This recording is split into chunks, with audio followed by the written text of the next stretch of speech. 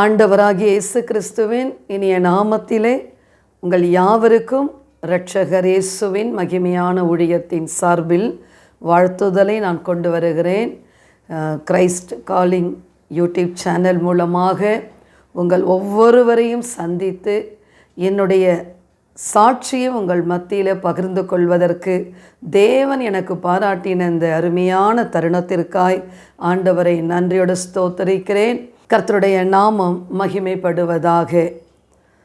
எல்லாருடைய வாழ்க்கையிலும் சாட்சி அப்படி என்று சொல்லும் பொழுது அது ஆழத்தில் புதைந்து கிடக்கிற அப்படியே அந்த புதையல்களை தோண்டி எடுக்கிறது போல இருக்கும். சிலருக்கு அழுகை வரும், சிலருக்கு அதில் அந்த சாட்சியை சொல்லிட்ட பிறகு தூக்கமே வராது. ஏனென்றால் தன் வாழ்க்கையில் நடந்ததை அவர்கள் எப்படி இதை கடந்து வந்தோம் என்று அது ஒரு பெரிய ஒரு வேதனையாக இருக்கும். என்னுடைய வாழ்க்கையிலும் ஆண்டவர் இன்றைக்கு என்னை ஊழியக்காரியாக கர்த்தர் என்னை உங்களுக்கு முன்பாக வைத்திருக்கிறார்.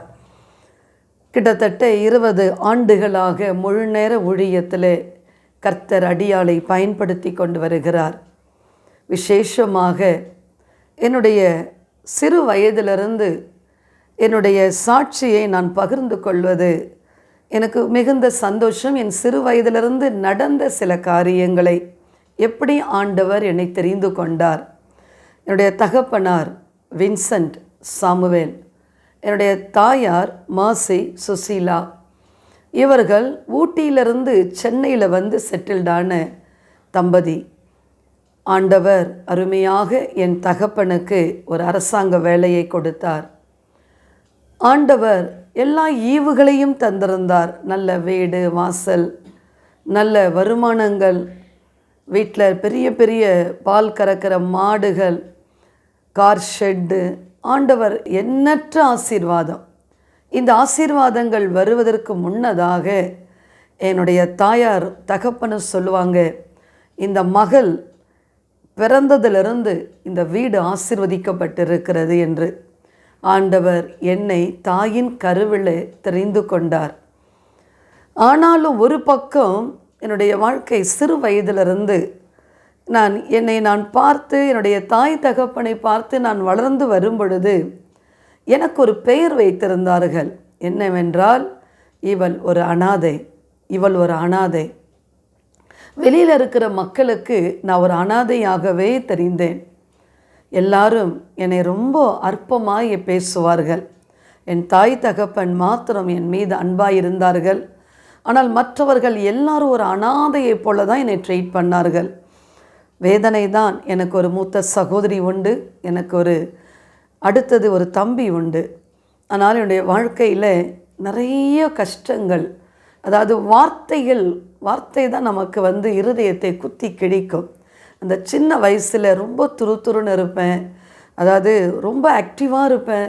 ஓட்டப்பந்தயத்தில் படிக்கிற நாட்களில் கூட ஓட்டப்பந்தயத்தில் எல்லாத்துலேயும் என்னுடைய ஓட்டங்கள் அதிகமாக இருக்கும். ப்ரைஸ் எதுலையாவது நான் ஜெயிக்கணும். அதே போல தான் என்னுடைய ஒரு லைஃப்லையும் கர்த்தர் என்னுடைய வாழ்க்கையில் தந்ததெல்லாம் எனக்கு ஜெயம் எடுக்கிற ஒரு லைஃப்பை கொடுத்தார். என்னுடைய குழந்தை பருவம் என்னுடைய தாயார் சொல்லி நான் கேட்டிருக்கிறேன். வீட்டில் பெரிய பெரிய மாடுகள் இருந்த அந்த நாட்களிலே எங்கள் அம்மா வெளியில் வேலை செய்து கொண்டிருக்கும் பொழுது என்னை அப்படியே அந்த குழந்தைய எல்லாத்தையும் ஃபீட் பண்ணிவிட்டு குழந்தைக்கு அங்கே பாயில் கிடத்திட்டு அவங்க வெளியில் வேலை செய்யும் பொழுது உறவினர்கள் வருவார்களாம். அந்த பாயோடு இழுத்து கொண்டு போய் அந்த மாட்டுடைய 2 கால் நடுவில் என்னை வைத்து விட்டு போவார்களாம். எப்படியாவது இது சாகணும். பச்சை மிளகா இருக்குது பாருங்கள், பச்சை மிளகாயை உடச்சி என் வாயில் குழந்தைக்கு யாருன்னா அப்படி வைப்பாங்களா? என்னுடைய உறவினர்கள் எனக்கு அப்படிப்பட்ட சித்திரவதை. சிறு குழந்தையில் எங்கள் அம்மா சொல்லுவாங்க, வீர்னு கத்தி அந்த அழுகையே ரொம்ப நேரம் ஆகுமா நிற்பதற்கு. ஏன்னா அந்த மாதிரி வச்சுட்டு ஓடிடுவாங்களாம். இப்படி குழந்தைய இந்த மாதிரி நீங்கள் கஷ்டப்படுத்துகிறீங்களே, கர்த்தர் கடவுள் பார்த்துட்டு இருக்கிறாருன்னு சொல்லி எங்கள் அம்மா அழுதுருக்கிறாங்க. ஆனால் என்னுடைய தாயார் என்னை ரொம்ப நேசித்து என்னை ரொம்ப அழகாக என்னை வளர்த்தார்கள்.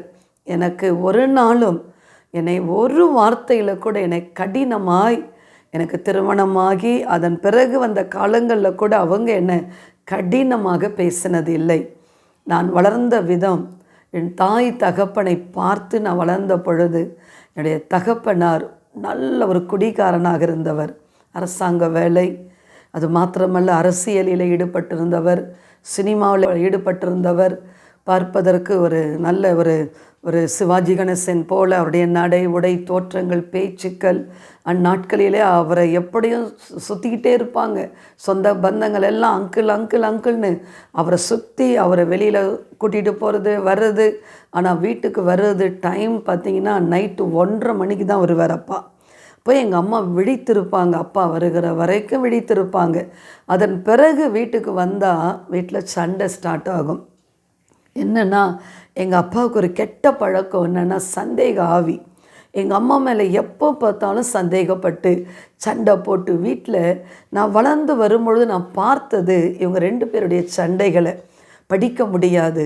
அப்படிப்பட்டதான ஒரு சூழ்நிலையில் ஆண்டவர் எனக்கு ஒரு நல்ல தாயை கொடுத்திருந்தபடியால் எந்த விதத்தில் என் படிப்பு பாதிக்கப்படக்கூடாதுன்னு சொல்லி எவ்வளவோ சகித்தாங்க. எவ்வளவோ சகிப்பு. இந்த நாட்களிலே ஏதாவது ஒரு சின்ன ஒரு வார்த்தை சொல்லிட்டா கூட அதை தாங்க முடியலன்னு சொல்லி விட்டுட்டு போயிடுறாங்க.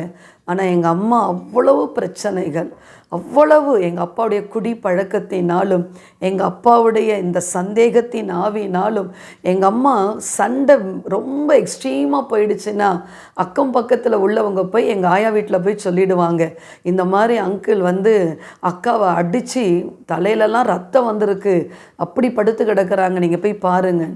வந்தால் எங்கள் ஆயா என்ன பண்ணுவாங்கன்னா எங்கள் அம்மாவை கூட்டிகிட்டு போயிடுவாங்க, எங்கள் அக்காவையும் கையில் பிடிச்சிட்டு போயிடுவாங்க. அதில் வீட்டில் தனிமையாய் கைவிடப்பட்டது யாருன்னா நான் ஒருத்தி தான். கரண்ட் இல்லாத நாட்கள், தனிமையில் இருந்த நாட்கள். எங்கள் அப்பா ஆஃபீஸ்லேருந்து எங்கள் அம்மா இல்லைன்னா வீட்டுக்கு வரமாட்டார். அங்கேயே குடிச்சிட்டு அங்கேயே அவருடைய ஹேபிட்டே கொஞ்சம் ரொம்ப கெட்ட பழக்கங்கள் இருந்ததுனால வீட்டுக்கு வரமாட்டாங்க. தனித்து தனிமையாக பயமாக இருக்கும். அவ்வளோ பெரிய வீடு, ஓட்டு வீடு தான். ஆனால் அவ்வளோ பெரிய வீட்டில் அந்த சிறு பிள்ளையாக நான் சொல்கிறது 5-6 வயதுலேருந்து நான் சொல்லுகிறேன். எங்கள் அம்மா போயிட்டாங்கன்னா தனிச்சு இருப்பேன் நான்.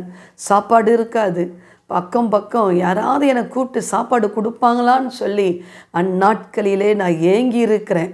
ஏன்னா இவங்களுக்கு அவங்கவுங்க சண்டை ரொம்ப முக்கியமாக இருந்தது, அவங்கவுங்க பேச்சு முக்கியமாக இருந்தது தவிர சில நேரங்களில் பிள்ளைகளை குறித்து அதிகமாக எங்கள் அப்பாவும் சரி அதை நினைக்கிறதில்லை. என்ன நினச்சிருந்தா அந்த குடி பழக்கத்துக்குள்ளே போயிருக்க மாட்டார். அவருடைய ஆடம்பரமான வாழ்க்கை, அவருடைய உல்லாசமான ஒரு வாழ்க்கை, அவருடைய வாழ்க்கையே ஒரு ட்ராக் மாறி போன ஒரு வாழ்க்கை. ஆனால் எங்கள் அம்மா அத்தனையும் பொறுமையாய் சகித்து சகித்து சகித்து அநேக நேரங்களை தனிமையாக கைவிடப்பட்ட சூழ்நிலை. என்னுடைய குழந்தை பருவத்திலேருந்து நான் பார்க்கும் பொழுது என்னுடைய தாய் தகப்பனுடைய இந்த சண்டைகளை பார்த்து தாங்க நான் வளர்ந்துருக்கிறேன். அந்த சண்டையை பார்த்து நான் வளர்ந்துருந்தாலும் எங்கள் அம்மா எனக்கு கற்றுக் கொடுத்தது ஏசப்பாவை தான் கற்றுக் கொடுத்தாங்க. இந்த வேதத்தை அப்பொழுது பழைய ஒரு வேதாகம் எங்கள் வீட்டில் இருக்கும், பெருசாக இருக்கும். அதை எடுத்து எனக்கு 23ஆம் சங்கீதத்தை எனக்கு சொல்லி கொடுப்பாங்க. எனக்கு ஆண்டவரை பற்றி அதிகமாக சொல்லி கொடுத்ததே எங்கள் அம்மா தான். எங்கள் அம்மா சொல்லுவாங்க, உனக்கு எது வேண்டுனாலும் நீ முட்டி போட்டு ஜெபம் பண்ணி கேளு ஏசப்பாட்ட, நீ கேளு ஏசப்பா, நீ கேட்டினா கொடுப்பாரு, நீ என்கிட்ட கேட்காத. அப்பா குடிகார அப்பாவை நான் வச்சிட்ருக்கிறேன், அவர்கிட்டேருந்து ஒரு பைசா கூட என்னால் வாங்க முடியல, அதனால் உங்களுடைய விருப்பங்களை நீ தான் ஜெபம் பண்ணி கேட்கணும் ஏசப்பாட்ட. அப்படி சொல்லி வளர்த்ததுனால ஏசப்பா மேலே எனக்கு சிறு வயதிலிருந்தே எனக்கு அவ்வளவு ஈடுபாடு இருந்தது. ரொம்ப வைராக்கியமாக இருப்பேன். எனக்கே ரொம்ப ஆச்சரியமாக இருக்கும். இந்த ஏரியாக்களிலெல்லாம் பேண்டு வச்சு அடிச்சுக்கிட்டு அந்த நாட்கள்லாம் சுவிசேஷம் அறிவிக்க வருவாங்க. அப்படி வரும்பொழுது அவங்களோடையே நான் போயிடுவேன். எவ்வளோ நேரம் ஆகுதுன்னு தெரியாது. ஆனால் அப்படி ஏசப்பாவுடைய அன்பு என் சிறு பிராயத்திலிருந்து கர்த்தர் என்னை தனிப்பட்ட விதமாக என்னோடு கூட கர்த்தர் இடைப்பட்டார். அது மாத்திரமல்ல, ஆண்டவர் எனக்கு ஒரு நல்ல ஸ்கூலை கொடுத்தார். மந்தவெளியில் இருக்கிறதான ராணி மையம்மை கேர்ள்ஸ் ஹையர் செகண்டரி ஸ்கூலில் தான் நான் படித்து முடித்து பிகாம் படிக்கணும் அப்படின்னு சொல்லி அடுத்த கட்டத்தில் காலேஜ் படிப்புக்குள்ளே போகும் பொழுது என்னை கைட் பண்ணுறதுக்கு வீட்டில் எனக்கு சரியான ஆட்கள் கிடையாது. ஏனென்றால் நான் ஒரு அனாதையை போல தாங்க இருந்தேன். எல்லாரும் இருந்தால் கூட யாருமே எனக்குன்னு ஒரு காரியம் செய்ய மாட்டாங்க, யாருமே எனக்கு ஒரு ஹெல்ப் பண்ண மாட்டாங்க. ஆனால் இப்போ எனக்கு அநேகருக்கு நான் சொல்கிறேன், நீங்கள் இதை பண்ணுங்க, இந்த ஸ்டெப் எடுங்க. ஆனால் எனக்கு படிக்கிற காலத்தில் ஒரு ஹெல்ப்பும் கிடையாது. ஆனால் அந்த டைமெல்லாம் நான் எல்லா பிள்ளைகளும் பார்த்து நான் ஏங்கியிருக்கிறேன். ஏனென்றால் அவங்கெல்லாம் நல்ல ஒரு ஸ்கூலுக்கு கொண்டு வந்து விடுறதா இருக்கட்டும், அவங்களுடைய படிப்பு, அவங்களுடைய ட்ரெஸ்ஸு எல்லாமே அவ்வளோ நீட்டாக இருக்கும், படிப்புலேயும் அவ்வளோ. ஆனால் எனக்கு ஆண்டவர் நல்ல கிருபையை கொடுத்தார். படிக்கணுன்ற வெறித்தனம் இருந்தது. ஓரளவுக்கு நல்ல ஆவரேஜ் தான், ஆனால் ஆவரேஜை விட கொஞ்சம் கூடுதலாக நான் நல்லா படிப்பேன். ஸ்கூல்லையும் நல்லா இந்த ஓட்டப்பந்தயத்துலேயும் அதில் வின் பண்ணுறது, அந்த மாதிரி எனக்கு நல்ல ஏதாவது ஒன்று நான் ஜெயிக்கணும், நான் மேலே வரணும். அப்போதுலே சின்னதுலேருந்தே ஏதாவது ஒன்று லைஃப்பில் நான் செய்யணும். நான் ஏதாவது என்னுடைய வாழ்க்கையில் நான் எல்லாரும், ஏன்னா எல்லாருமே என்னை ஒரு அனாதைன்னு தான் நினச்சாங்க. ஆனால் நான் அவங்களுக்கு முன்னாடி நான் நல்லா வாழணும், நான் நல்லா வாழ்ந்து காட்டணும். ஆனால் அந்த டைமில் தான், அந்த பள்ளி பருவத்தில், அந்த சிறு வயதில் எங்கள் ஏரியாவில் ஒரு அக்கா ஊழியம் செய்ய வருவாங்க. அவங்க பேர் கிறிஸ்டின்னு சொல்லி. எந்த சர்ச்சுன்னா எம்பிஏ சபை, ராயப்பேட்டை மெட்ராஸ் பெண்டிகாஸ்டல் சர்ச் ராயப்பேட்டையில் இருக்கிறது. பிரபுதாஸ் வாசு ஐயா, அந்த ஐயாவுடைய சபையில் அந்த சிறு வயதில் அந்த அக்கா எங்கள் ஏரியாவில் ஊழியம் செய்யும் பொழுது, எங்கள் வீட்டில் எங்கள் அப்பாவுக்கு எப்படின்னா, ஒரு பெண்டிகாஸ்டுக்காரங்க யாரும் வீட்டுக்குள்ளே வரக்கூடாது, யாரும் பாஸ்டர்ஸ்மாருங்க வீட்டுக்குள்ளே வரக்கூடாது. ஏன்னா இவர் நல்லா குடிச்சிட்ருப்பார். யாராவது வந்தால் அப்படியே வெளியில் போங்கன்னு துரத்தி அனுப்புவார், வீட்டுக்குள்ளே வரக்கூடாதுன்னு. அந்த அக்கா மட்டும் மெதுவாக வருவாங்க. வந்தாங்கன்னா பின்பக்கமாக போனால் எங்கள் வீட்டுக்கு பின்னாடி ஒரு தென்னை மரம் இருக்கும். அந்த தென்னை மரத்துக்கிட்ட ஒரு பாயை போட்டுட்டு என்னைய உட்கார வச்சு எனக்காக ஜெபம் பண்ணிட்டு போவாங்க. என்னை வீட்டில் அம்முன்னு கூப்பிடுவாங்க. என்னுடைய முழு பெயர் ஃப்ரான்சினா ஜெபகுமாரி. இப்போ வீட்டில் அம்முன்னு கூப்பிடுவாங்க. அவங்க சொல்லுவாங்க, அம்முவா நம்ம ஜெபிக்கலாம் அப்படின்னு அங்கே பாயில் உட்கார வச்சு என் படிப்புக்காக அவங்க அதிகமாக ஜெபம் பண்ணுவாங்க. நீ ஏசப்பா பிடிச்சிக்கோமா, ஏசப்பாட்டு ஜெபம் பண்ணு, ஏசப்பா உன்னுடைய எல்லா படிப்பு காரியத்தை உனக்கு அழகாக உனக்கு நடத்தி கொடுப்பாரு.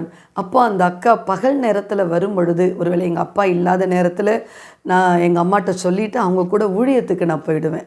அவங்க சொல்லுவாங்க, வா நம்ம அந்த ஏரியாவில் போகணும், அவங்கள சந்திக்கணும், இவங்கள சந்திக்கணும் போது எனக்கு ஊழியம் வாஞ்ச அந்த அந்த பள்ளி பருவம், அந்த படிக்கிற நாட்களிலே எனக்கு ப்ரேயர் பண்ணணும், மற்றவங்களுக்கு ஜெபிக்கணும், அந்த ஒரு வாஞ்சை எனக்குள்ளே அதிகமாக இருந்தது. அப்படியே ஆண்டவர் என்னை நடத்தினார். சபையிலையும் சரி, எனக்கு பிரபுதாஸ் வாஸ் ஐயாவை பார்க்கும்பொழுது எனக்கு ஒரு தகப்பனை பார்க்குறது போல் இருக்கும்.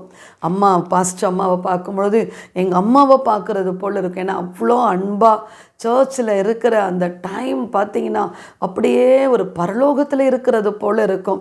நான் சர்ச்சை ஒரு வாரம் கூட நான் மிஸ் பண்ணதே இல்லைங்க. 6 வயசுலேருந்து நான் போகிறேன். திருமணமாகி நான் வருகிற வரைக்கும் ஒரு சண்டே கூட நான் சர்ச்சை மிஸ் பண்ணவே மாட்டேன். சர்ச்சில் முன்னாடி தான் நான் உட்காருவேன். பாடலில் எல்லா காரியத்திலையும் ஆண்டவர் என்ன அங்கே உருவாக்கினார், என்னை பலப்படுத்தினார்.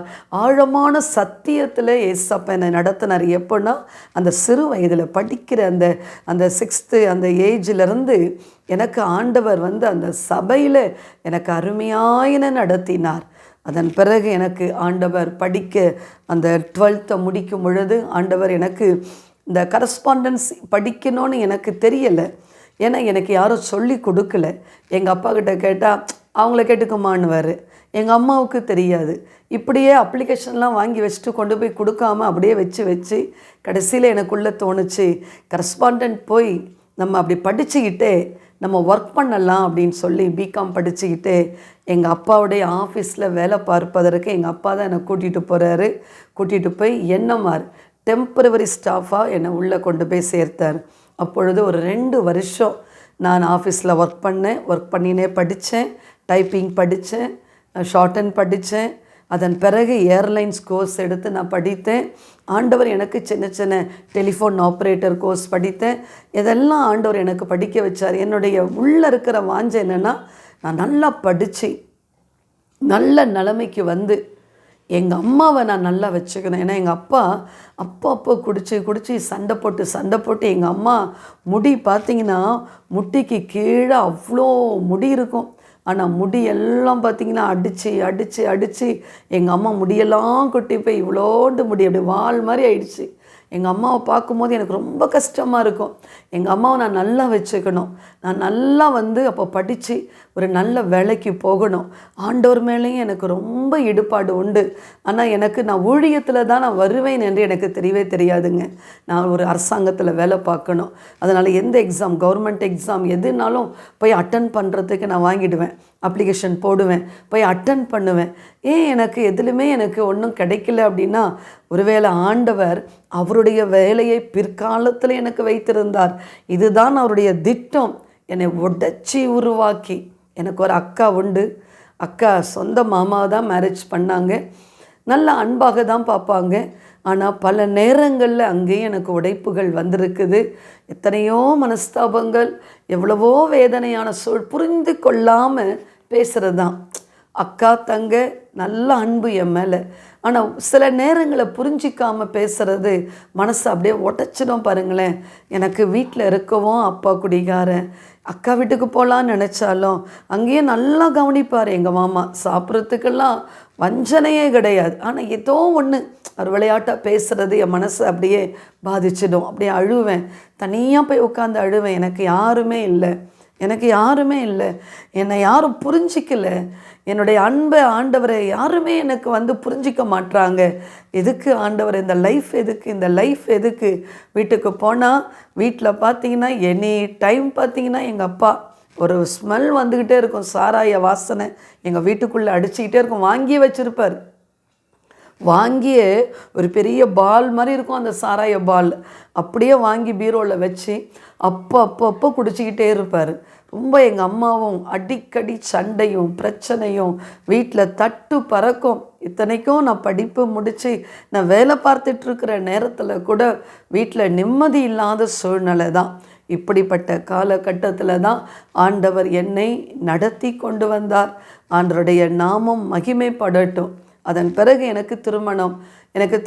எங்கள் அம்மாகிட்ட நான் சொன்னேம்மா, எனக்கு கல்யாணம் வேண்டாம், நான் இன்னும் நல்லா நான் படிக்கணுமா, எனக்கு ஒரு அரசாங்க வேலை நான் எப்படினாலும் எனக்கு ஏசப்பா கொடுப்பாங்க, நான் என் மூலமாக அநேக பிள்ளைகளுக்கு நான் ஹெல்ப் பண்ணணும். எனக்கு மனசில் என்னென்னா, நான் ஒரு அனாதைன்னு எல்லாரும் சொல்கிறாங்க. ஆனால் எத்தனையோ அனாதை பிள்ளைகளுக்கு நான் உதவி செய்யணும். இது என்னுடைய மைண்டில் இருந்தது. ஆனாலும் என்னுடைய தாயார் என்னிடத்துல சொன்னாங்க, இப்படி ஒரு குடிகார இடத்துல நான் கஷ்டப்பட்டுட்டு இருக்கிறேன், இன்னும் ஒரு கல்யாணம் பண்ணி ஒருத்தர்கிட்ட நான் கொடுத்துட்டேன்னா எனக்கு நிம்மதியாக இருக்கும். நான் எங்கேனா போகலாம், என்னுடைய தம்பி வீட்டுக்கோ இல்லை எங்கேனா நான் போயிட்டு வரலாம். நீ இருக்கிறதுனால இப்போதைக்கு என்னால் எங்கேயுமே போக முடியலையே, ரொம்ப வருத்தப்பட்டு சொன்னாங்க. சரி, அப்படி என்னுடைய சபையிலேருந்து எங்கள் வீட்டுக்கு ஒரு அக்கா வருவாங்களே, கிறிஸ்டின் ஒரு அக்கா. அந்த அக்காக்கிட்டே எங்கள் அப்பா சொன்னார், நான் ஒரு குடிகாரன், ஆனால் என் மகளுக்கு ஒரு நல்ல ஒரு பக்தியான ஒரு மகனை நீ பார்த்து சொல்லணும்னு சொல்லி அவங்கக்கிட்ட சொன்ன பிறகு அவர்களே தான் ஒரு அலைன்ஸை கொண்டு வந்தார்கள். அந்த கொண்டு வந்த அலைன்ஸை எனக்கு ஃபிக்ஸ் ஆச்சு. ஆண்டவர் ஒரு நல்ல கணவனை கொடுத்தார். என்னுடைய மாமியார் ஒரு டீச்சர், அவங்களுடைய குடும்பம் 5 பிள்ளைகள், என்னுடைய கணவர். ஆண்டவர் ஒரு நல்ல ஒரு அமைதியான ஒரு மனுஷனை ஆண்டவர் எனக்கு தந்தார்.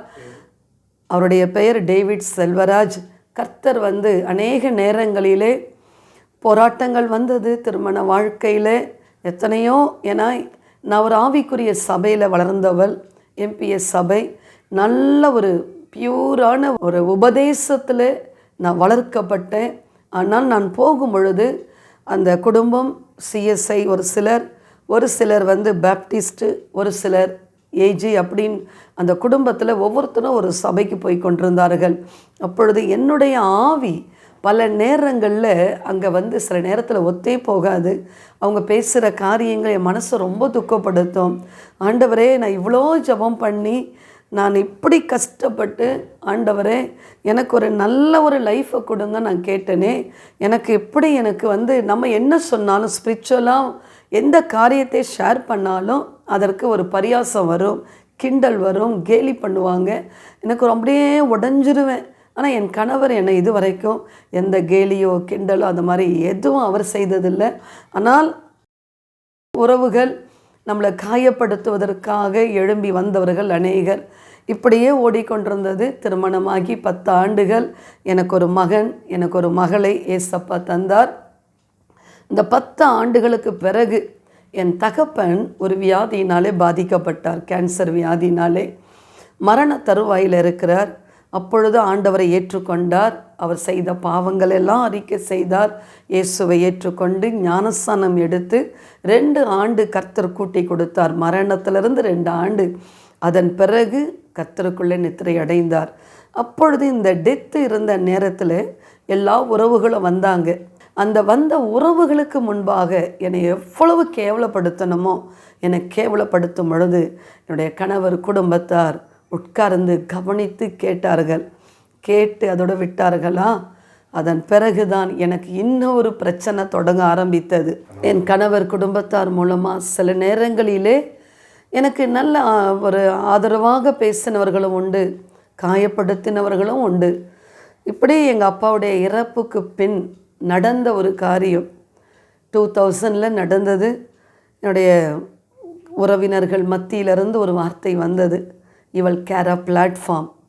அப்பம் பேரே தெரியாதவ, இவளை நம்ம குடும்பத்தில் ஏன் கொண்டு வந்தோம் என்று சொல்லி 10 ஆண்டுகளின் திருமணம் முடித்து 10 ஆண்டுகளுக்கு பிறகு நடக்கிறது. அப்போ எங்கள் அப்பா இல்லை, எங்கள் அம்மாவும் முடியாதவர், அதாவது ரொம்ப சிக்காயிட்டாங்க. அப்போ அந்த டைமில் எனக்கு வர்ற வார்த்தை, இவ கேரா பிளாட்ஃபார்ம், அப்பம் பேர் தெரியாதவ. இப்படி சொன்ன உடனே எனக்கு வேதனை, அப்படி ஒரு வேதனை, அப்படி மனசை அப்படி வேதனைப்படுத்திடுச்சு. நான் வீட்டுக்கு போனேன். வீட்டுக்கு போகும்பொழுது எனக்கு போகிற வழியெல்லாம் நினச்சிட்ருக்கிறேன். என் சிறு வயதிலிருந்து எனக்கு ஒரு மனசு, ஒரு சமாதானமே எனக்கு இல்லை. ஒரு நாள் சிரிப்பேன், அடுத்த நாள் அழுவேன், ஒரு நாள் சிரிப்பேன், அடுத்த நாள் அழுவேன். இப்படியே தாய் தகப்பனை பார்த்து வளர்ந்து நிம்மதியில்லாத ஒரு சூழ்நிலையில். ஆனால் அப்பா என்னை அதிகமாக நேசித்தார்கள். அப்பா அன்பு செலுத்தினாங்க, அதில் ஒரு குறையும் இல்லை. ஆனால் எங்கள் அம்மாவை கஷ்டப்படுத்துனது தான் எங்களுக்கு ரொம்ப வேதனையாக இருந்தது.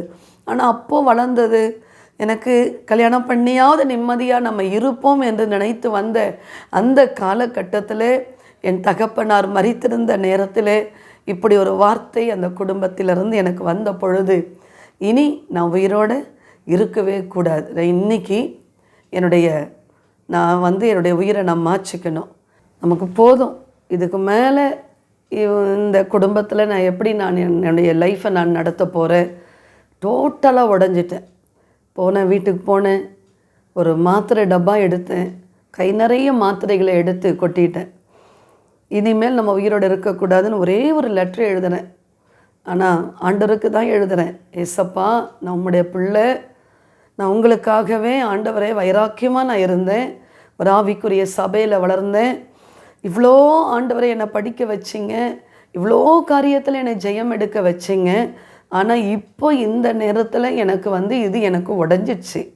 அதனால் இனிமேல் நான் இருக்க போகிறதில்ல. என் 2 பிள்ளைகளை குறித்து நான் மறந்துட்டேங்க. ஒரு செகண்டில் நான் குழந்தைங்க நாளைக்கு அந்த பிள்ளைகள் அனாதை ஆகிடுவாங்கன்ற அந்த நினைப்பே எனக்கு வரலை. ஆனால் என்னுடைய வேலையில் என்னுடைய இதை தான் எனக்கு மைண்டில் இருந்ததை தவிர என் பிள்ளைகளை நான் நினைக்கவே இல்லை. கை நிறைய மாத்திரை எடுத்து போட்டு தண்ணியை குடிச்சிட்டு பேசாமல் படுத்துட்டேன். ஆனால் அன்னைக்கு நைட்டு எல்லோரும் கிரிக்கெட்டு எல்லோரும் பார்த்துட்ருக்குறாங்க. என்னுடைய மகனுக்கு 7 வயசு, என் மகளுக்கு 3 வயசு. என்னுடைய மகன் பெயர் பால் வில்லியம் கேரி, என் மகள் பெயர் மோனிகா கெட்ஸி. என்னுடைய குழந்தைகளை அவ்வளோ நான் இந்த குழந்தைகள் பிறந்ததுமே நான் அவ்வளோ அந்த குழந்தைகளை நேசித்தேன். ஏன்னா எனக்கு உலகமே, எனக்கு ஏசப்பா எனக்கு கொடுத்த பிள்ளைகள். ஏன்னா எல்லாருமே அனாதைன்னு என்னை ஒதுக்கின நேரத்தில் எனக்குன்னு ஆண்டவர் கொடுத்ததான ஒரு பெரிய ஒரு சொந்தம். எவ்வளோ சந்தோஷம் இல்லை. நம்ம சாயல்லையே ஆண்டவர் கொடுத்தார் பிள்ளைகளை. அப்படியே அந்த குழந்தைங்களை பார்க்க எனக்கு ஒவ்வொரு நாளும் அவ்வளோ ஹாப்பியாக இருந்தது. ஆனால் எனக்கு அந்த டைமில் நான் அந்த மாதிரி ஒரு சாகணும்னு முடிவெடுக்கும் போது என் பிள்ளைகளை நான் மறந்துட்டேன். நான் நிறைய மாத்திரைகளை சாப்பிட்டுட்டு படுத்துருக்கிறேன். எல்லோரும் படுத்துட்டாங்க, தூங்கிட்டாங்க, சீக்கிரமாக தூங்கிட்டாங்க. இரவு ஒரு 11:30 மணி இருக்கும். முகத்தில் எனக்கு ஃபுல்லாக தண்ணி, அப்படி யார் சில்லுன்னு தண்ணி எடுத்து என் முகத்தில் அடித்து அப்படி இருக்கும். என் மகன் மட்டும் என் பக்கத்தில் இருக்கிறான். பால் வில்லியம் கேரி, அவன் என் பக்கத்தில் படுத்துருக்கிறான். அவன் டபக்குன்னு எழும்பி உட்காந்துட்டான். 7 வயசு இருக்கும். எழும்பி உட்காந்துட்டான். மம்மி, என் மூஞ்சில் யாரோ தண்ணி தெளிச்சாங்கன்னு பார்த்தா எழுந்திரிச்சா எல்லோரும் நல்லா தூங்குறாங்க, யாருமே இல்லை. நான் சொன்னேன், சரி நீ படுத்துக்கோ. என் முகத்துலேயும் அந்த சில்லுன்னு தண்ணி பட்டுச்சு. நானும் படுத்துட்டேன். அப்போ மெல்லிய சத்தத்தில் ஒரு சத்தம் கேட்குதுங்க, மெல்லிய சத்தம். நம்ம ஆண்டவர் பேசுகிற தேவன். நான் ஃபஸ்ட் டைம் ஏசப்பாவுடைய குரலை கேட்குறேங்க. ஆண்டவர் பேசுகிறார், மகளே, நீ அனாதை அல்ல, நான் உன் தகப்பனாக இருக்கிறேன், நீ பயப்படாதே, நீ என் ஊழியத்தை செய், நான் உன் பேரை பெருமைப்படுத்துவேன். நீ அநேக உடைக்கப்பட்ட அப்போ ஆண்டவர்கிட்ட நான் கேட்குறேன், ஆண்டவரே நீ என்னை ஏன் அப்போ உடைச்சிங்க, ஏன் ஆண்டவரே என்னை காயப்படுத்துனீங்க? ஆண்டவர்கிட்ட நான் கேட்கும் பொழுது ஆண்டவர் சொன்னார், உன்னை ஏன் நான் உடைச்சேன்னா அநேக உடைக்கப்பட்ட மக்களுக்கு நீ ஆசீர்வாதமாக மாறணும், உன் பெயரை நான் பெருமைப்படுத்த போகிறேன் சொல்லி இப்படியே படுத்திருக்கிறேன். அப்படியே ஒரு டிவியில் ஒரு ஸ்க்ரீன் போகிறது போல் இருக்குது. உன்னை வாளாக்காமல் தலையாக்குவேன், நீ கீழாகாமல் மேலாவாய், உன்னை வற்றாத நீரூற்றை போல வைப்பேன், உன்னை ஆசீர்வதிக்கவே நான் ஆசீர்வதித்து உன்னை பெருகவே பெருக பண்ணுவேன். ஏசப்பா எனக்கு நிறைய வாக்குத்தத்தங்களை கொடுத்துக்கிட்டே இருக்கிறாரு. அப்படியே ஒரு தாய் தன் பிள்ளையை தேற்றி ஆற்றுவது போல் என்னை ஆற்றி தூங்க வைத்தார். காலையில் எழும்புறேன் ஃப்ரெஷ்ஷாக. எத்தனையோ அவில் மாத்திரை போட்டேன், எவ்வளவோ எல்லா மாத்திரைகளையும் கலந்து போட்டுட்டேன். ஆனால் ஒன்றும் இது வரைக்கும் கிட்டத்தட்ட 20 ஆண்டுகளுக்கு மேலாக ஒரு தீங்கு அணுகாதபடி கர்த்தர் என்னை பாதுகாத்தார். கர்த்தருடைய நாமத்துக்கு மகிமை உண்டாகட்டும். அதற்கு முன்னதாகவும் ஊழியத்தில் உற்சாகமாக போவேன், ஏரியாக்களிலே உற்சாகமாக ஊழியம் செய்வேன். திருமணமாகி நான் வந்த பிறகு நான் அசம்பிளிஸ் ஆஃப் காட், நம்ம பாஸ்டர் மோகன் பாஸ்டர் சர்ச்சுக்கு தான் நாங்கள் போக ஆரம்பித்தோம். அங்கே தான் சண்டே ஸ்கூல் எடுக்க ஆரம்பித்தேன், அங்கே தான் ஏரியா மினிஸ்ட்ரி செய்ய ஆரம்பித்தேன். ஆனால் கர்த்தர் எனக்கு இந்த தற்கொலைக்கு பிறகு எனக்கு ஆண்டவர் என்னோட பேசி எனக்கு உயிரை, எனக்கு ஜீவனை எனக்கு திரும்ப கொடுத்த பிறகு நான் மறுபடியும் வெள்ளச்சேரிக்கு வருகிறதற்கான வாய்ப்பு வழி எனக்கு ஆண்டவர் கொண்டு வந்தார். எனக்கு இந்த ஊருக்கே வர பிடிக்கலைங்க. பிடிக்காம தான் அந்த வெள்ளச்சேரியில் கொண்டு வந்து ஆண்டவர் கொண்டு போட்டது போல் போட்டார். ஏன்னா திரும்பவும் நான் இதே முகங்களை நான் பார்க்கணும். இவங்கெல்லாம் என்னைய ரொம்ப இன்சல்ட் பண்ணவங்க. இவங்கெல்லாம் என்கிட்ட ஒரு நாள் அன்பாக நடந்துக்கிட்டதே கிடையாது, அன்பாக பேசுனது கிடையாது. நாங்கள் இருக்கிறேன், நீ ஏன் கலங்குற? ஒரு நாளும் என் திருமணமான நாளிலிருந்து ஒரு நாள் என் கூட அன்பாக யாருமே பேசினதில்லை. அதனால் எனக்கு இந்த மாதிரி பக்கத்தில் உறவுகள் பக்கத்தில் போகிறதுக்கு எனக்கு சுத்தமாக இஷ்டமே இல்லை. ஆண்டவர்கிட்ட அழுதேன், வேண்டாம் ஆண்டவரே என்னை விட்டுருங்க, எனக்கு அந்த ஊரே வேண்டாம், எனக்கு அந்த வீடும் வேண்டாம், என்னை விட்டுருங்க, என்னை மறுபடியும் வேறு வழியே இல்லை. ஏன்னா என் கணவர் கம்பெனியில் தான் வேலை பார்க்குறார், கொஞ்சம் வருமானம் தான். அந்த கொஞ்சம் வருமானத்தில் பிள்ளைகளுக்கு ஃபீஸ் கட்டுறதுக்கு கூட எங்களுக்கு கையில் காசு இருக்காது. எங்கள் அம்மாக்கிட்ட தான் நான் போய் ஹெல்ப்பு கேட்கணும். அப்படிப்பட்ட சூழ்நிலையில் தான் பிள்ளையுடைய படிப்பு கர்த்தரே நடத்தினார். திரும்பவும் வீடு மாறி வந்தோம். எனக்கு திருமணமாகி இப்பொழுது 31 ஆண்டுகள் ஆகிறது. சொந்த வீடு கிடையாது, ஊழியத்திற்காக சொந்த இடமும் கிடையாது. ஆனால் 16 வீடுகளை நான் மாறியிருக்கிறேன். வாடகை வீடு 16 வீடுகளை. ஒவ்வொரு வீடு மாறும் பொழுதெல்லாம் அப்படியே நிறைய திங்ஸ்லாம் அப்படியே லாஸ் ஆகும், உடையும். அப்போ என்ன ஆண்டவரே இந்த வீட்டுக்கு கொண்டு வரீ அப்பா? அப்போ ஒரு வீட்டுக்கு வந்த பிறகு அந்த வீட்டில் இருக்கிற கட்டை உடைக்கணும், ஜோம் பண்ணணும். அந்த வீட்டில் இருக்கிற பிரச்சனைகள், அந்த வீட்டில் இருக்கிற பிசாசின் கட்டுகள். எனக்கு இந்த 16 வீடு, இப்போ இருக்கிறது நாங்கள் 17வது வீடுன்னு வைத்துக்கொள்ளுங்களேன். 17வது வீட்டுக்குள்ளே வந்துட்டோம். எனக்கு ஆண்டவரே, நானும் ஆண்டவர்கிட்ட கேட்டு கேட்டு கேட்டு ஏசப்பா எங்களுக்குன்னு ஒரு சொந்த வீடு கொடுங்க அப்பான்னு கேட்டு கேட்டு அப்படியே சோர்ந்து போயாச்சு. ஆனால் கர்த்தர் எங்களை அருமையாய் நடத்த ஆரம்பித்தார். ஊழியத்தின் பாதைகள் எனக்கு திறக்கப்பட்டது. ஆண்டவர் என்னை ஊழியத்தில் பயன்படுத்த ஆரம்பித்தார். சிலர் என்னிடத்துல வந்து ஜெபித்து கொள்ள வருவார்கள். நான் கதவை சாத்திட்டு முழங்காலில் நிற்பேன். அப்போ ஜோம் பண்ணிகிட்டு இருக்கும்போது கதவை தட்டுவாங்க. என்ன பண்ணிகிட்ருக்குற? இல்லை ஜெபிச்சிட்ருக்குறேன், எனக்காக ஜோம் பண்ணு. அப்போ தான் தீர்க்க தரிசன வரம் எனக்குள்ளேருந்து வெளியே வர ஆரம்பித்தது. அவர்கள் ஆச்சரியப்பட்டாங்க. பேரோடு ஆண்டவர் சொல்ல ஆரம்பித்தார் ஆரம்ப நாட்களில். அப்பொழுது அவர்கள் போய் பல இடங்களில் சொல்லும் பொழுது அழைப்புகள் வர ஆரம்பித்தது. நான் சர்ச்சிலையும் மினிஸ்ட்ரி பண்ணிகிட்டு இருந்தேன். ஊழிய அழைப்புகள் வர வர வர வர ஆண்டவர் தமிழ்நாட்டில் அநேக இடங்களில் என்னை கொண்டு போனார். மதுரை, திருச்சி, ஈரோடு, பல்லடம், கன்னியாகுமரி, நாகர்கோவில், பல இடங்களுக்கு ஆண்டவர், விழுப்புரம், நிறைய இடங்கள், நிறைய ஊர்களுக்கு, தமிழ்நாடு ஃபுல்லாக ஓரளவுக்கு ஆண்டவர் அநேக சபைகளுக்கு என்னை கொண்டு போனார். அவருடைய நாமத்தை மகிமைப்படுத்தினார். ரொம்ப சந்தோஷமாயிட்டு, அப்பா நான் பட்ட கஷ்டங்கள், என்னுடைய வேதனைகள் எல்லாவற்றையும் எப்போ மறந்தேன் தெரியுங்களா? மற்றவங்களுக்கு ஜெபிக்கும் பொழுது அவங்க அழுதுட்டு வருவாங்க. என்னுடைய வாழ்க்கையில் இப்படி ஒரு பிரச்சனை இருக்குது, எனக்காக ஜெபம் பண்ணுங்கம்மா. ஜெபிக்கும் பொழுது அப்போ அவங்க விடுதலையாகி போகிறாங்க பாருங்கள். என் கஷ்டமெல்லாம் மறந்துடுவேன். ஆண்டவரே, இந்த பாத்திரம் இன்றைக்கி உடைக்கப்பட்டதுனால தான் இன்றைக்கு ஆசீர்வாதமாக கர்த்தர், என் தரிசனமே அதுதான். உடைக்கப்பட்ட மக்களுக்கு நீ ஆசீர்வாதமாக இருப்ப. ஆண்டவரை நடத்த ஆரம்பித்தார். ஊழியம் நல்ல ஆண்டவர் அருமையாக நடத்தினார். தொலைக்காட்சி ஊழியத்தை தந்தார். எப்படி தந்தாருன்னா, என் கணவருக்கு கொஞ்சம் வருமானம் தான். தொலைக்காட்சி ஊழியெல்லாம் நம்ம பேமெண்ட்டு கொடுத்து தான் நடத்தணும். ஃப்ரீயாக யாரும் அந்த தொலைக்காட்சி ஊழியத்தை நடத்த மாட்டாங்க. ஆனால் ஒரு நாள் தமிழன் டிவியில் 2005 மோகன்சி அண்ணன் வந்து பேசிகிட்ருக்குறாங்க தமிழன் டிவியில். அப்பொழுது உட்கார்ந்து பார்த்து கொண்டிருந்த பொழுது ஆண்டவர் பேசுகிறார், மகளே நான் உன்னை இப்படி கொண்டு வருவேன் தொலைக்காட்சி ஊழியத்தில்.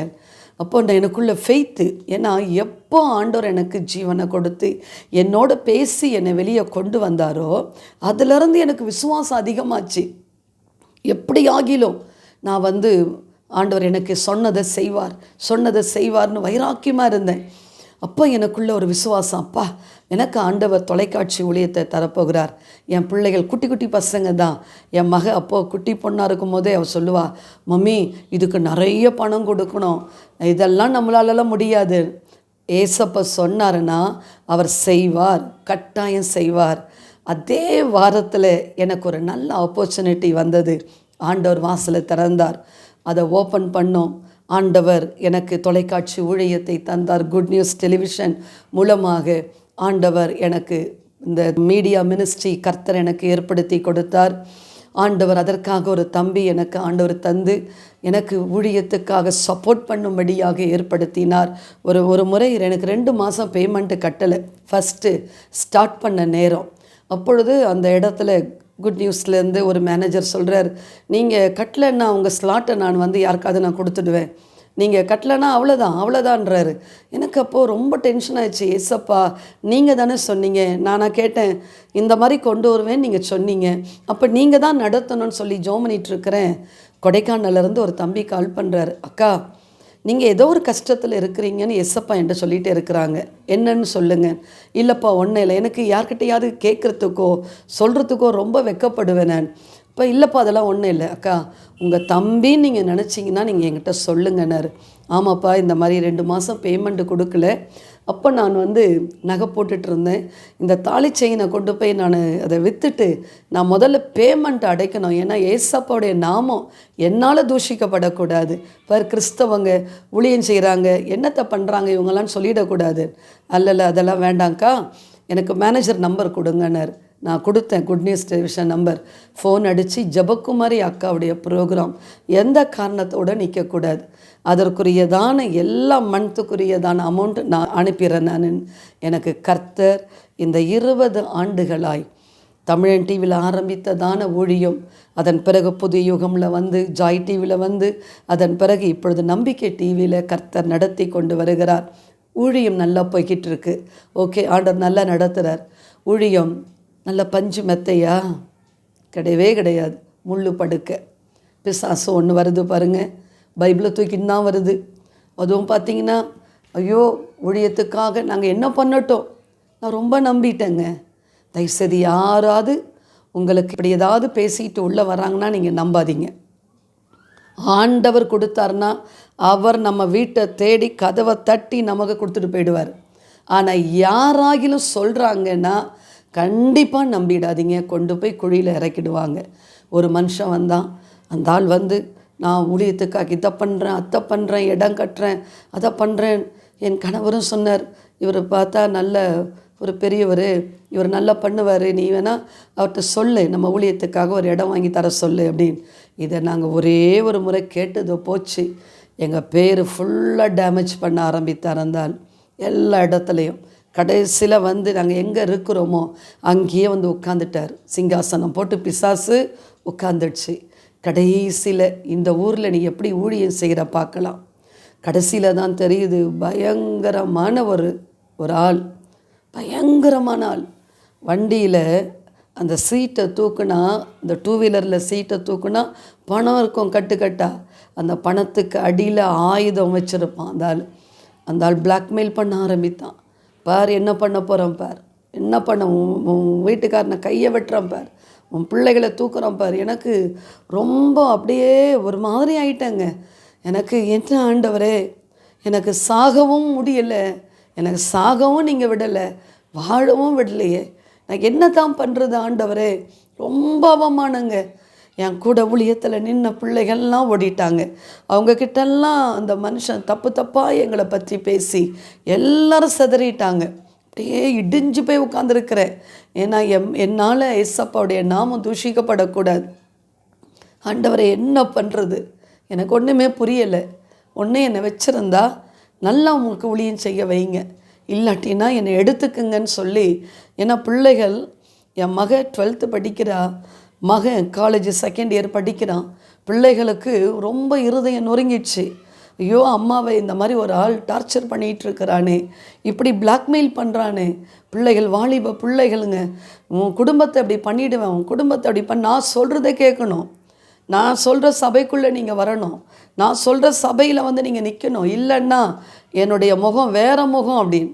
எனக்கு எத்தனையோ முகம் இருக்குது, இதில் ஒரு முகம் தான் நீங்கள் பார்க்குறீங்கன்னா எத்தனை முகம் காட்டுவேன். எனக்கு ரொம்ப பயந்துட்டேன். ஏசப்பா என்னப்பா இது, உட்காந்து ஜபந்தான். மரித்தாலும் பரவாயில்லை, செத்தாலும் பரவாயில்லை, ஆண்டவருடைய நாம தூஷிக்கப்பட்டுறக்கூடாது. பொறுமையாக சகித்த இந்த சகிப்பு எங்கள் அம்மா கிட்டேருந்து நான் கற்றுக்கிட்டேன். எவ்வளோ கஷ்டம் வந்தாலும் எங்கள் அம்மா பொறுமையாக சகிப்பாங்க. வெளியில் ஒரு சத்தம் காட்ட மாட்டாங்க. பொறுமையாக ஆண்டவரே நீர் எனக்கு அப்பா பலன் கொடுங்க, இந்த சத்துருவின் கிரியைகளை அழித்து போட பலன் கொடுங்க. கர்த்தர் அந்த இடத்தை விட்டே அப்புறப்படுத்தினார். ஆண்டவருக்கு மகிமை உண்டாகட்டும். கர்த்தர் ஊழியத்தை ஆசீர்வதிக்க ஆரம்பித்தார். ஊழியத்தில் மகிமையை வெளிப்படுத்த ஆரம்பித்தார். ஆண்டவர் என்னை எந்த இடத்துல என்னை அவமானப்படுத்தினானோ சத்துரு, எந்த இடத்துல என்னை தலகுனியாக வைத்தானோ அந்த இடத்துல மறுபடியும் காலூன்றி நிற்க கர்த்தருக்காக ஓடுவோம். ஒரு வாழ்க்கை தான், பரவாயில்லை, ஆண்டவருக்காக நிற்போம். நம்ம இங்கே இருந்தாலும் ஆண்டவருக்காக ஊழியம் செய்யணும், மரித்தாலும் ஆண்டவரோடு கூட இருக்கணும். ஆண்டவரே என் வாழ்க்கை மற்றவர்களுக்கு பிரயோஜனமாக இருக்கணும்னு சொல்லி வைராக்கியமாக ஊழியம், முன்பெல்லாம் அதுக்கு முன்னாடிலாம் ரொம்ப பயந்த சுவாபம். ஆனால் இப்போ ஆண்டவர் அப்படி ஒரு பராக்கிரமசாலியை போல எந்த சூழ்நிலையிலும் ஆண்டவருக்கென்று நிற்கக்கூடிய ஒரு பலனை கொடுத்தார். ஆண்டவருக்காக ஓடக்கூடிய ஒரு பலனை கொடுத்தார். அன்றைக்கு இருந்த நாட்களில் அநேகர் வந்தாங்க, அற்புதங்களை கண்டாங்க. ஊழியத்தில் நாங்களும் உங்கள் கூட நிற்கிறோன்னாங்க, வளர்ந்தாங்க, கற்றுக்கொண்டாங்க, ஓடி போனாங்க.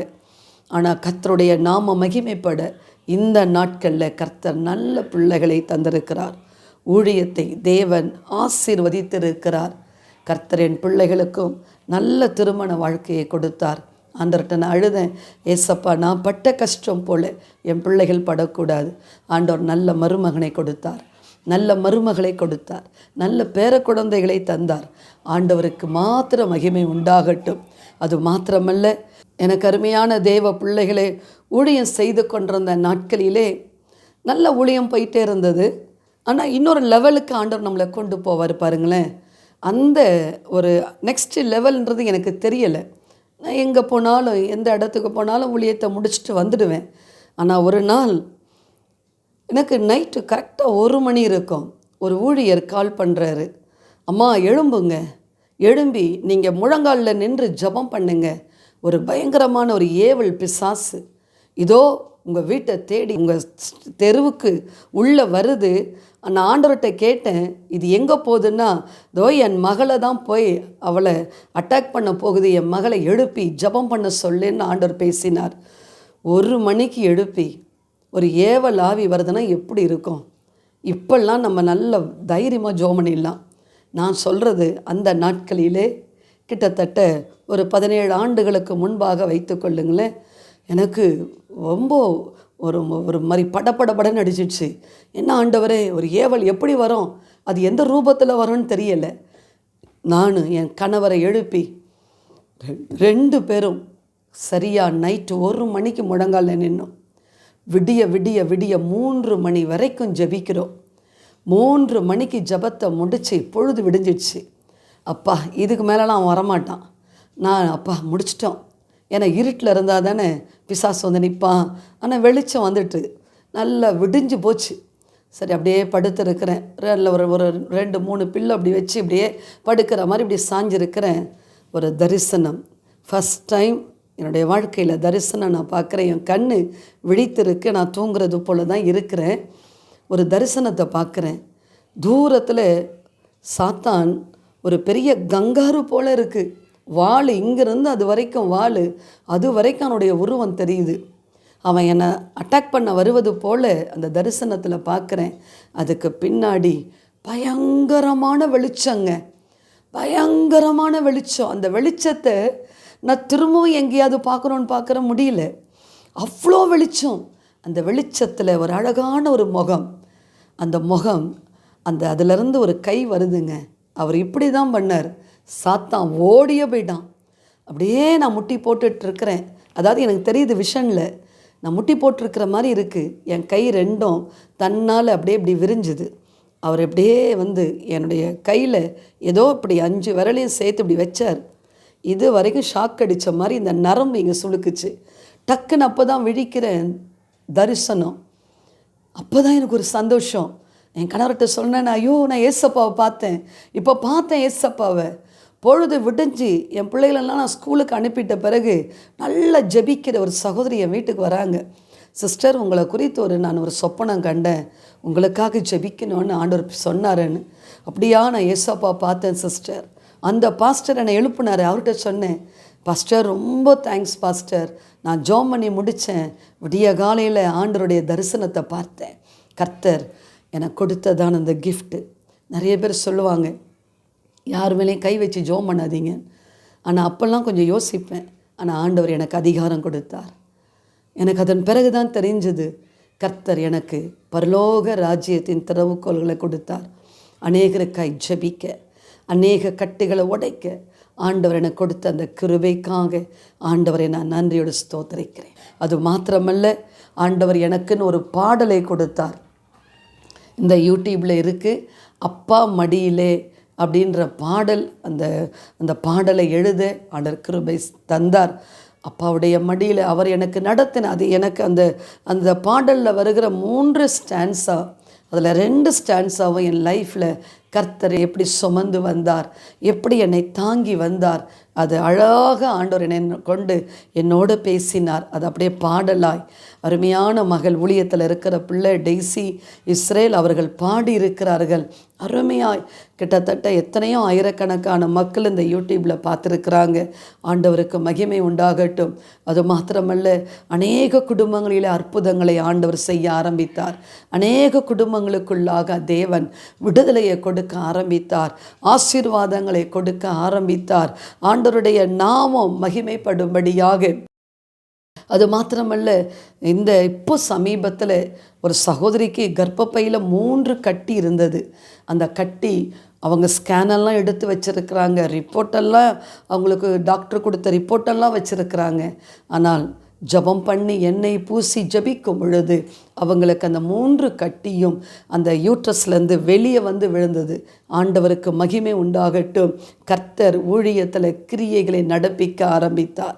எத்தனை சத்துருக்கள் எழும்பி வந்தார்கள், எத்தனை போராட்டம் எனக்கு விரோதமாக எழும்பி வந்தது. அழியணும்னு நினைத்தார்கள், அழியணும்னு நினைத்தவர்கள் இருக்கிற இடம் தெரியாமல் போனாங்க. கர்த்தர் மாத்திரமே என்னை கரத்தை பலப்படுத்தினார். எனக்கு வேறு எந்த ஒரு பலனும் இல்லைங்க, கர்த்தருடைய பலன் மாத்திரம்தான். ஏசப்பா எனக்கு கொடுக்கிற பலன் மாத்திரம்தான். அப்பா எனக்கு கொடுக்கிற ஆலோசனை மாத்திரம்தான். அவர் என்ன சொல்லுகிறாரோ, யாருடைய ஆலோசனை கேட்க மாட்டேன்.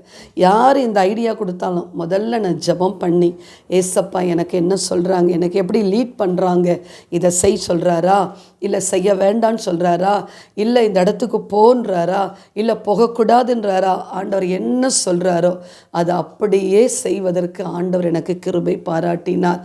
கர்த்தருடைய நாமம் மகிமைப்பட இந்த சாட்சி உங்கள் வாழ்க்கையில் ஒரு பெரிய மாற்றத்தை கொண்டு வரும்.